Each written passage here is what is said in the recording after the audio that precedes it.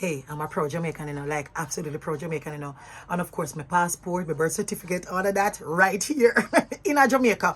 But let me tell you, the debate, nice. What a good debate, informative debate. Some things we don't get answers for, but I absolutely want to commend both leaders. I want to commend Dr. Andrew Holness. He represented well, he was stately, and he was clear and precise. I want to big up Marky G, Mark Golding. Mr. Golding, you did well, you represented well, and of course, we never doubted your brilliance. Now, the two high points for me in that, two of the highest points, because there are a number of high points. One, well, the definite high point is when Marky G just whip out him old birth certificate and show, don't joke with me, I was born at University Hospital.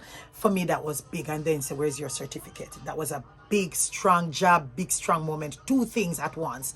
And the other one was when we talk about the big debate now about when are you Jamaican, and that's where I want to make sure I land right there, where the leader of the opposition said you don't have to be born here to be a Jamaican. Now I have a problem with that.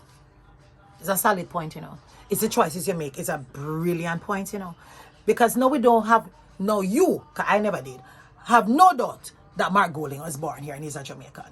But so many Jamaicans live here and they wish they didn't. So many Jamaicans that any visa will give you, if you can get it and leave Jamaica, no, you're gone. Talk truth.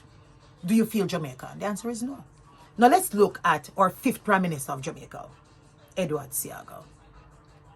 The most Honorable Edward Seaga was not born here.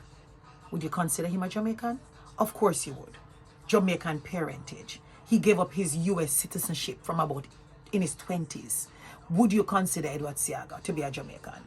So he wasn't born here, but what choice did he make? To be a Jamaican. Do you have to respect that? Of course we do. So my point is, I'm not missing the philosophy that he's saying to be a Jamaican, it starts in the heart.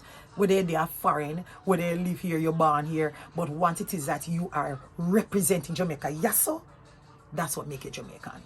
Now what I want to find out from you, who is the true Jamaican? Which Jamaican you're going to be voting, for whom are you voting on September 3 to be your Prime Minister? Well, guess what? Either way, both of them born here, but who has the heart? Don't miss the philosophy. We said big up and bless up. Good debate.